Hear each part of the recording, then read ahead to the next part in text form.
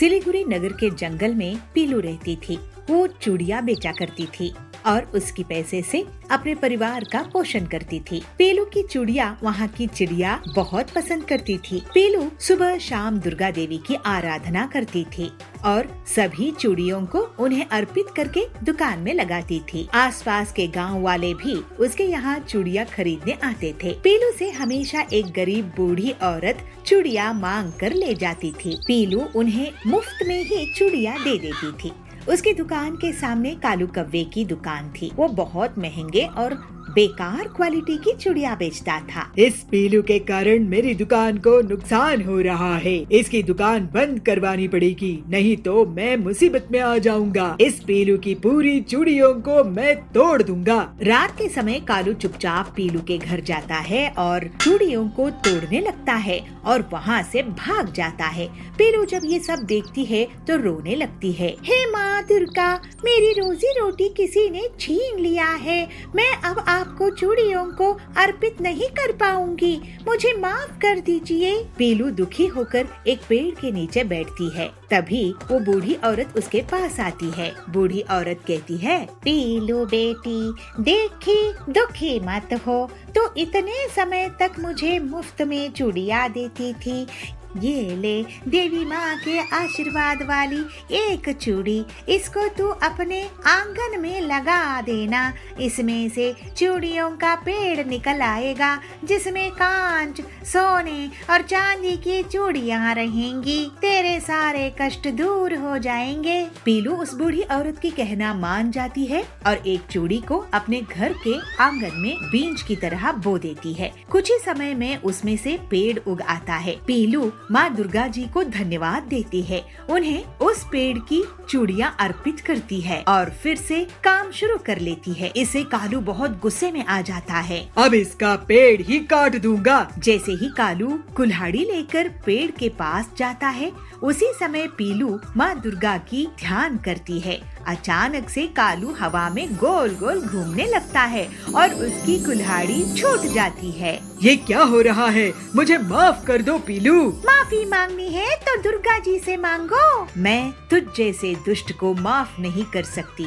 तूने इतनी ईमानदार और मेहनती मेरी भक्त पीलू को तकलीफ दिया है। मैं ना तुम्हें यहाँ से बाहर फेंक दूंगी। कालू को देवी जी दूर फेंक देती है। माँ दुर्गा जी आपकी जय हो। बेटी, तू मेरी अत्यंत प्रिय भक्त है, मैं तुझे दुखी नहीं देख सकती। फिर दुर्गा जी को पीलू अपने हाथ से हलवा पूरी का भोग लगाती है। उसके बाद देवी वहाँ से अंतर्ध्यान हो जाती है और पीलू के चमत्कारी पेड़ के बारे में लोग सुन सुनकर उससे चूड़ियाँ खरीदने के लिए आने लगते हैं। इस तरह से पीलू सबको देवी दुर्गा जी की आशीर्वाद और भक्ति के बारे में बताती थी और वो दुर्गा जी की भक्ति करते हुए जीवन हंसी खुशी बिताने लगती है। गोवापुर गांव के जंगल में पीलू अपने पति बबलू के साथ रहती थी। दोनों पति पत्नी हनुमान जी के भक्ति करते थे। पीलू हर दिन हनुमान जी को बूंदी का भोग लगाती थी और बबलू उन्हीं के नाम का दिन भर जाप करता रहता था। पीलू, मेरा सपना है कि हम लोग भी कभी हनुमान जी के नाम से गरीबों को खाना खिलाए। जी, आपके ख्याल तो बहुत अच्छे हैं। जय हनुमान जी की। जब मर्जी होगी तब वो हमारे से ऐसा इंतजाम करा देंगे। हमें तो बस उनका नाम जपते रहना है जिससे ऐसा दिन जल्दी आए। बबलू लकड़ी के फर्नीचर बनाता था और छोटे मोटे रिपेयरिंग का काम भी करता था। पीलू घर संभालती थी। एक दिन, बबलू, तुम बहुत मजबूत फर्नीचर बनाते हो जो देखने में भी अच्छे होते हैं, लेकिन सुना है तुम्हारी कमाई ज्यादा नहीं होती है, तो क्या सोचे हो आगे के लिए? हरिया भाई, कमाई करने की बहुत कोशिश करता हूँ, लेकिन आपको तो पता है कोई भी अकेला काम करेगा तो उसकी कमाई कम ही होगी। मेरी कोई फैक्ट्री तो है नहीं ना। हाँ, आखिर अमीर लोग ही फैक्ट्री का सपना देख सकते हैं। हम गरीब लोगों के पास हमारे और परिवार के अलावा कोई नहीं होता है। तो कड़क सेठ कहते हैं, बबलू, मेरा ऑर्डर पूरा कर दिया क्या? जी कड़क सेठ जी, मैं आपका ऑर्डर पूरा कर दिया हूँ। ये लीजिए आपके फर्नीचर। ठीक है, बिल भिजवा देना और इसके पैसे अगले महीने ले लेना। लेकिन सेठ जी, आपने तो मुझे एडवांस भी नहीं दिए हैं। ऐसे कैसे मैं इतने दिन बिना पेमेंट के रुक सकता हूँ? अरे मैं कोई भाग नहीं जा रहा हूँ, सेठ हूँ, दे दूंगा पैसे। रात में बबलू घर आता है। बबलू जी, क्या हुआ? आज आप उदास लग रहे हैं। आज कड़क सेठ से पैसे मिलने वाले थे पीलू, लेकिन उसमें पेमेंट नहीं किया। अभी मेरे पास पैसे खत्म हो गए हैं। अगर ऐसा ही चलता रहा तो कहाँ से मुनाफा होगा, क्योंकि ग्राहक लोग टाइम पर पेमेंट ही नहीं देते हैं। उनके घर के लिए फर्नीचर बनाता हूँ, अपने घर के लिए नहीं। हनुमान जी के लिए सेवा करनी है, लेकिन ऐसा कुछ नहीं कर पा रहा हूँ। कोई बात नहीं जी, हनुमान जी सब देख रहे हैं। आपकी मेहनत कभी बेकार नहीं जाने देंगे। पीलू, तुम्हारे जैसी पत्नी मिलना मुश्किल है। हनुमान जी की बहुत दया है हम पर। चलो उनकी शाम की आरती करते हैं। जय हनुमान जी। एक दिन कड़क सेठ के घर जब बबलू पैसे लेने के लिए पहुंचता है, वहाँ उसे कालू मिलता है। बबलू, अभी तुम्हारा पेमेंट नहीं हो पाएगा। कड़क सेठ 5 महीनों के लिए बाहर गए हैं, उसके बाद देखेंगे। ये सुनकर बबलू दुखी होकर वापस चला जाता है। इसके बाद वो घर आकर पीलू से सब बताता है। ये अमीर लोग हम जैसे गरीबों का पैसा लूट लूट कर ही अमीर होते हैं। जब तक इनकी तरफ हम उम्मीद से देखते रहेंगे, हमें धोखा ही होता है। हनुमान जी से प्रार्थना करके हम अपनी फर्नीचर की फैक्ट्री लगा लेते हैं। पीलू, फैक्ट्री बनाने में कितना खर्चा आता है पता है? मैं तो कहती हूँ सब छोड़कर हनुमान जी से ही हम पूछ लेते हैं, वो ही कोई रास्ता सुझाएंगे। हाँ, हमारे बस की नहीं है ये मुसीबत। अगली सुबह बबलू और पीलू हनुमान जी से लगातार प्रार्थना करते रहते हैं और उन्हीं की भक्ति से हनुमान जी प्रकट होते हैं। भक्त, आंखें खोलो, मैं आ गया हूँ। हनुमान जी आपकी जय हो। जय हो हनुमान जी की। प्रभु, आपने हमारी प्रार्थना स्वीकार कर ली।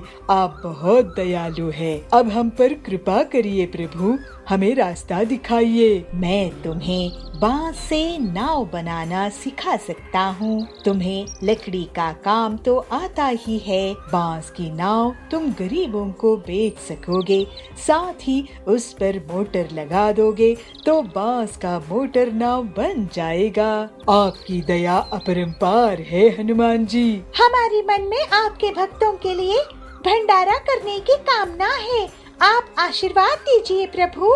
सब अच्छा होगा पीलू। फिर हनुमान जी बबलू को जंगल भेजकर बांस बनवा लेते हैं। बबलू बांस काट कर लाता है और हनुमान जी के कहे अनुसार उन बांस को आकार देने लगता है। फिर वो और पीलू अलग अलग साइज के टुकड़ों को जोड़ते हैं और जल्द ही एक बांस का नाव तैयार कर लेते हैं। हनुमान जी, आपकी दया से ये बांस की नाव बनकर तैयार हो गई है। ये आपकी दया के कारण ही बन पाई है प्रभु। अब तुम लोग इसका व्यापार करो। जय श्री राम। फिर हनुमान जी वहाँ से अंतर्ध्यान हो जाते हैं। हनुमान जी ने जैसा कहा वैसा ही करते हैं। बांस की नाव को गरीबों को बेचते हैं और मोटर बांस की नाव बनाकर भी बेचते हैं। सही कह रही हो पीलू, अब मैं ऐसा ही करता हूँ। बबलू की बांस के नाव को देखने के लिए पूरे जंगल के लोग आते हैं। वाह वाह, ऐसा बांस की नाव तो मैंने कभी नहीं देखा। बबलू, तुम बहुत ही होनहार निकले। ऐसा करो, मेरा ऑर्डर लिख लो, मैं तो इन्हें एक्सपोर्ट करूँगा। वाह, बांस की नाव, कोई इसे बना भी सकता है? ये मैं सोच भी नहीं सकती। मुझे 3 बांस की नाव बनाकर देना बबलू।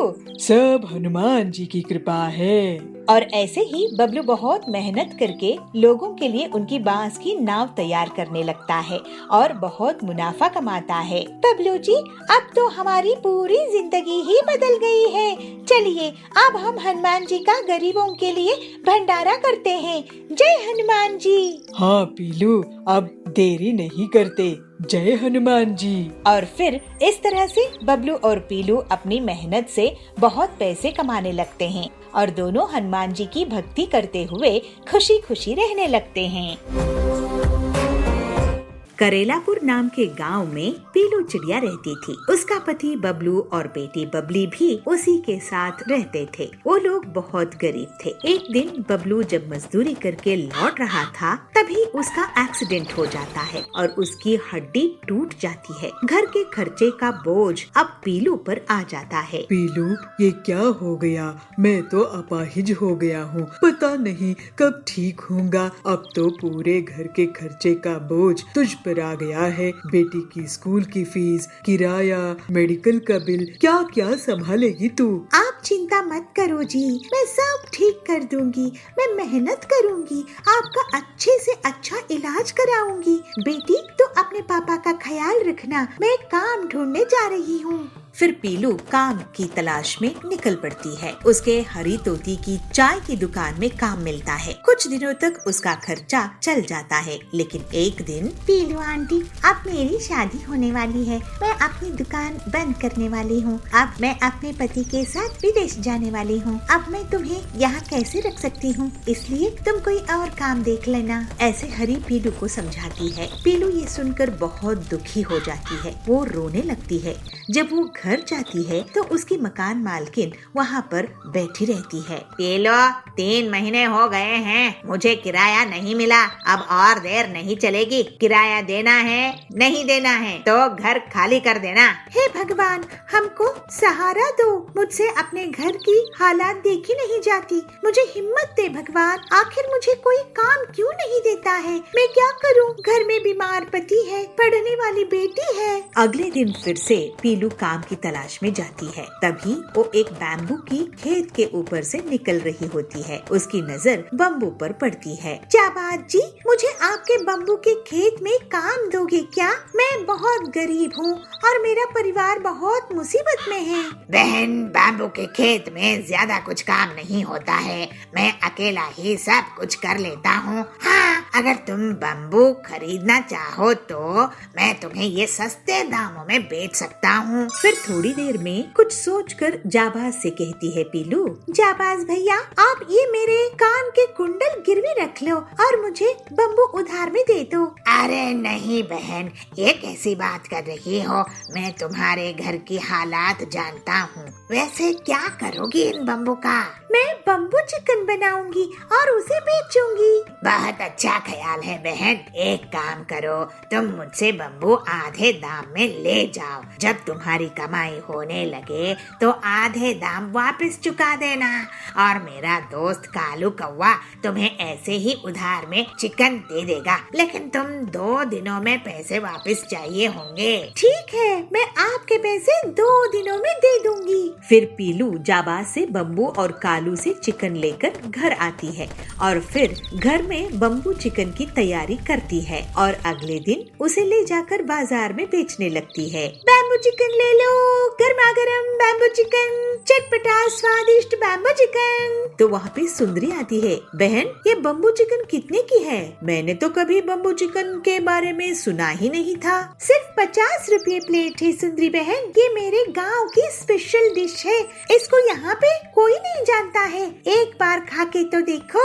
मुझे पहले एक चखने के लिए दो, अगर अच्छी लगी तभी पैसे दूंगी। सुंदरी एक बैम्बू चिकन खाती है। वाह बहन, बैम्बू चिकन तो कमाल की है। ये लो पैसे और मुझे 5 प्लेट पैक कर दो। मैं कल अपनी सहेलियों के साथ तुम्हारे पास आऊंगी।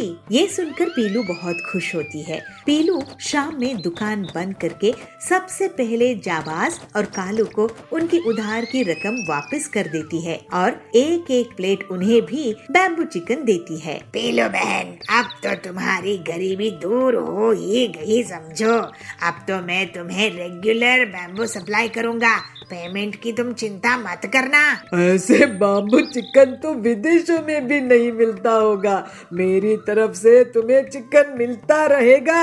इस तरह से जल्दी ही पीलू की दुकान चल निकलती है और उसके पास पैसे आने शुरू हो जाते हैं। पीलू दिन रात मेहनत करके बैम्बू चिकन बनाती रहती है। एक दिन वो अपने पति को डॉक्टर के पास लेकर जाती है। वाह पीलू बहन, अब तो बबलू भैया बहुत अच्छी कंडीशन में हैं। लगता है इन्हें खूब बम्बू चिकन खिला रही हो। अब कुछ ही दिनों में ये चलने फिरने भी लगेंगे। डॉक्टर साहब, पीलू ना होती तो मैं तो बहुत निराश हो जाता। पीलू की मेहनत के कारण ही मैं और मेरी बेटी अच्छे से हैं। इसने अकेले अपने दम पर इतना अच्छा काम शुरू कर ली और मेरा पूरा इलाज करवाया। ऐसी पत्नी पर तो मुझे बहुत गर्व है। आखिर पति पत्नी एक दूसरे के लिए ही तो होते हैं ना डॉक्टर साहब। पीलू मकान मालकिन का किराया भी पूरा दे देती है। फिर बहुत जल्द ठीक होने पर बबलू भी पीलू की मदद करने लगता है और वो होम डिलीवरी शुरू कर देते हैं। दोनों पति पत्नी अपनी बेटी का बहुत अच्छे से ख्याल रखते थे। जल्दी ही पीलू का बैम्बू चिकन आसपास के जंगल में भी फेमस हो जाता है। इतनी मेहनत के बाद पीलू और उसका परिवार बहुत खुशी खुशी रहने लगता है।